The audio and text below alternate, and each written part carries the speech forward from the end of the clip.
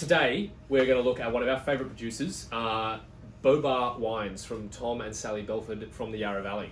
What can you tell us about Bobar? Tom's a legend. I actually haven't met Sally, but I've met Tom a few times, and he is full of energy. Definitely a personality, full of character, and his wines are also full of character. Absolutely. Definitely fitting into the kind of natural side of things. Makes a bunch of different wines for different vineyards. They all seem to be on the lighter side of things. Yeah, they're quite elegant, aren't they? I mean, Tom and Sally have their own vineyards in the Yarra, but they also source fruit from various other vineyards at neighbouring sites and things like that. But they've all been kind of quite carefully hand selected, and they work quite closely with those growers to make sure that things are being dealt with in the way that they want. So no chemical sprays, everything's done kind of minimal intervention style, that sort of stuff. Yeah, organic, biodynamic, hands-on in the vineyard. Exactly. Hands-off in the winery. Correct. Which is what we love. And I think that comes through in the wines as well. They're handled very, very minimally, but done very well as well. So they're kind of, beautifully finessed examples of kind of natural wines, I suppose. And we've got today a Viognier and a Syrah, both 2019. So super light looking Syrah. Let's dive in. Yeah, let's do it. Viognier. We'll start with the Viognier. I'll be interested. I've not tried this wine before. Neither. Viognier, I always have a little kind of hesitation with. Interesting. Because it can be really cloying and flabby. Viognier is one of those grapes, I believe it's a member of the muscat family, is that right? I don't know. It's one of those aromatic styles that has a really kind of ripe apricot, kind of fleshy, kind of palate, oily, and rich, lower acid. Yeah, and if it's not made well, it gets really flabby and cloying really quick. It's one of those grapes. It's like not ripe, overripe. Like you've got to pick it at the perfect moment to get it. So I have every faith in Tom and Sally, but let's have a look. Don't think this is going to be that flabby. Oh wow! This is. Yeah, gosh, that's quite lean, isn't it? It doesn't have... So normally Viognier... Not normally, I should say. The majority of Viognier... Classically has a very, very lifted aromatic profile of kind of, ripe stone fruits. You get apricot, you get kind of, peach, nectarine, that kind of character coming through. Yeah, super ripe, rich, opulent wines. Yeah, this is not that. It's opening up a lot more, like it was a little closed. Yeah, I think it's probably really cold too. Yeah, we keep doing that. We never take these out of the fridge in time. No. So this is just come out of the fridge. Season 3. Yeah, we'll work on it. Yeah. So I think the ambient temperature in this dank little cellar is pretty cold too. Like I'm freezing. It is quite dank.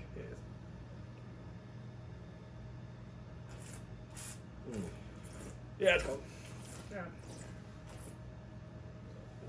Yeah, really, really acid-driven, well-balanced. It's got a... oh, cool. We'll come back to the nose, I think, in a minute once it opens up a bit, because it is a little cold. Yeah, you're not getting a lot, and it is, I guess, maybe just a touch reductive. It has got a little reduction on there. Which I like. And also will blow off as well. Like, there is a little kind of sulfur thing, which, is part of wine. Anyone that has had a lot of wine will have come across sulfur before. It's not a bad thing, and it does blow off. It's definitely blowing off. Yeah, so just give it a bit of time in the glass. But cool. Not what I expected. No, not at all. I get like a kind of like a leafy, like apple skin kind of. Yeah. That sort of not the ripeness of apple, but a kind of that sort of really sort of pithy skin kind of thing. Like fig leaf or something. Yeah, it's definitely leafy, herbal. It's in that kind of spectrum. That's cool. Yeah, so if you're going into this expecting a classic Viognier, no. Not going to get that. And we wouldn't sell it as such. It's so crisp. Wow. Oh, it's lovely. The acid is absolutely kind of linear and focused. It's a wash with that kind of mouth-watering juiciness, but in a kind of really restrained, quite kind of reined-in style. Yeah, I see the apple thing now. Yeah, right? Yeah, more so. And it's got that really kind of like green apple acidity. Yeah. Not necessarily like apple fruit flavour. No, it's more that. But it's really that crunchy, crunchy acid. Yeah, cool. There's something else that I can't pin down that I'm really enjoying. That's cool. That's really nice. Yum. What food would you have that with? I want to say pork belly. Nice. Yeah, pork belly and applesauce with this, like really keeping yeah. a classic roast veg, that kind of thing. Like just a simple Sunday roast would be totally. And I think because the acidity in this is so kind of so cleansing, it will cut through a lot of that richness in the pork belly. Like if you went for a fatty dish or a kind of something like that. Yeah. This will absolutely just kind of cut through that, clean it up. You get that beautiful, refreshing finish. Rich seafoods this would struggle with, but like crudos, ceviches, that kind of thing that's already got like a lot of acid and it's essentially raw fish. Mm-hmm. That'd work delicious. Absolutely. And it'd almost be like a seasoning component as part of the meal. Yeah. Yeah, that's really cool. Nice. I like that. Was like secretly punting for it to be a little richer because it's my style. I'm pretty. You wanted the big, rich. I like those Viogniers. Oh no, absolutely. But I like this. Yeah. You know, like there's definitely a place for this. I'm not looking at it going, oh, it's so varietal, but that's good. No, it's not. Yeah, good. it's not in a blind lineup. I don't know that I would pick this as Viognier. No. But that's also because my fallback is those kind of richer, fuller, more aromatic styles. So in my head, that's what I'm looking for if I'm trying to pick Viognier. I would probably pick this as Chardonnay, maybe like a really lean kind of Chablis. I can see that. Do you know what I mean? Like it's got the stone fruit character, but it's so light and there's something that isn't lending me to go like, oh, okay, maybe Chard, but I know I would struggle to pinpoint this down. Like it's. Yeah, I would really struggle to pinpoint this blind. Yeah. Which I like because it makes it unique and it has its own character. Absolutely, we love being surprised by wines. I think that's what it's all about. Like, you know, it's finding something that you go, wow, that's really interesting and thought-provoking. And, you know, what does this wine say about the winemaking and the vintage and the fruit and where it's from and all of that sort of stuff. Like the apple acidity is really long too. It's got plenty of length, doesn't it? Yeah. That's really quite cleansing. Like, it really makes me want to have food with this. It's probably one of the wines that we've had throughout the whole thing where I've gone, like, I wish there was a plate in front of me. Yeah. And you can imagine, as you said, the pork belly, like, perfect pairing. Like porchetta or something like this. Yeah, something with a bit of fat in it. Yeah, richness. All right. Yeah, you want to really have something good to chew on and then have that just constantly, like, laser. Just clean it up, Yeah. Sick. Let's move on. So, in keeping with the varieties that are not typical, we're going to move on to their 2019 Syrah. Wait to see the colour of this. So this is... this is going to be another... Yeah, look at it. It's carbonic maceration. So whole, uncrushed whole bunches go into barrel, sealed off for, I think, 2 weeks. Could be wrong about that, but I think it's 14 days. These guys are nailing reds at the moment. And then after 14 days, so carbonic, they crush them and put it into old second use oak for 5 months maturation, I believe, and to complete fermentation. And then... Damn, okay. Yeah, and then I think there's a bit of time in for it to kind of settle and then bottled. But I mean, like, let me just hold that up to the camera there. Can you see the colour? It is so pale and so kind of almost like a rosé. Yeah, this is going to be another one of those that tastes like this colour. Yeah, like... Oh, it smells so good. It smells amazing. So, if you are a massive Barossa, Shiraz, like oaky, inky, jammy kind of person, this is not the Syrah for you. There's the door. However, if you like juicy, expressive, vibrant, delicious wines... Yeah. Or if you're a big Barossa guy that likes... To experiment. Pretty big rosé, this is not mutually exclusive. No, you know, we're open to... I mean, like, noses. It's so... I'm really trying not to swear. So the carbonic maceration has given it, which is, for those unfamiliar with the terminology, it's what they do in Beaujolais with Gamay.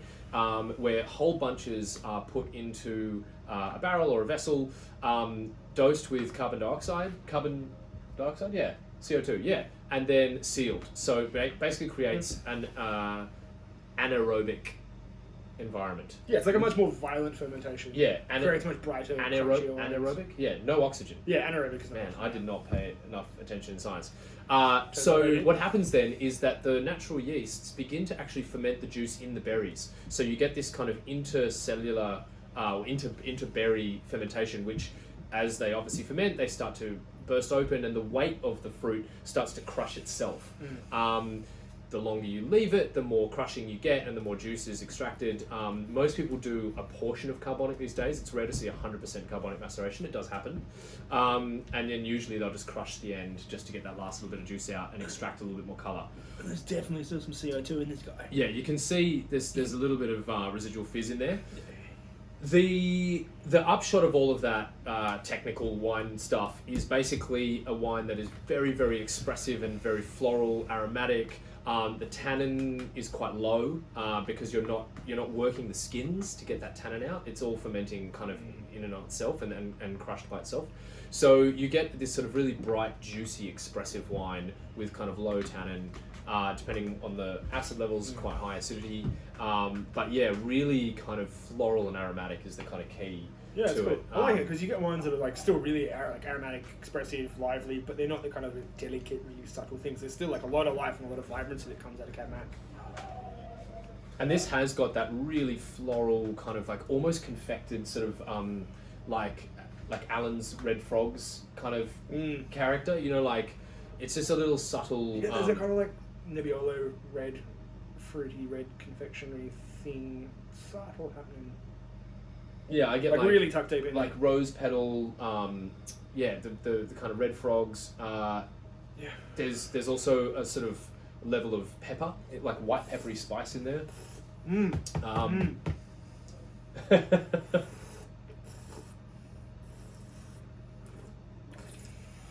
Oh, word of the day, that's dank.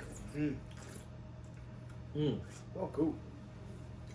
Wow. Could crush that. So that is so delicious and unlike any Syrah I have ever had. Yeah, see, I'd never pick that as Viognier, and I would struggle to pick that as Shiraz or Syrah. It's so juicy. You get this wave of kind of sweet primary fruit up front. I'm talking like raspberry coulis, macerated strawberries. Yeah, definitely. Like, there's so much kind of red fruit bursting at the front. I just got a big whack of coffee. Coffee? Like really? some like really like it's opening up a chunk. There was some, like a really black roasted kind of. And obviously because of the carbonic maceration technique that they've used on this, coffee grounds out of nowhere. You don't get that tannic grip that you get with a lot of other kind of more conventional Shiraz or Syrah. It's barely any tannins. It's super juicy. Like, it slips down so easy. This is honestly a wine that you could put in the fridge for half an hour if you wanted. If you like a chilled red, this is absolutely. I mean, look at that color. It's virtually a rosé anyway. Yeah, God, that is just. Can we get this in bag and box? You have to talk to Tom. Yeah, 3 litre bags, please. That's good. Mm-hmm. We pointed this out today. And we're like, okay, that we really were kind of quite shocked by the colour because it's so light. So juicy.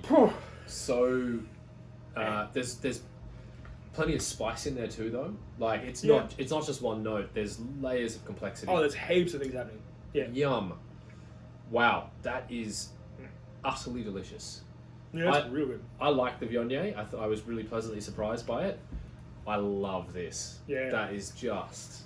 If you like light reds, if you're into that sort of sort of juicy, vibrant, bright, aromatic kind of style of wine. Wow, like Gamay lovers would love this. I think if you're into Beaujolais or any of that sort of stuff, even the lighter end Pinots, delicious. Yeah, it's good that we tasted this because I feel like this is the kind of wine that we get asked about a lot. Yeah. But we didn't know that it was this. Yeah. But now I know.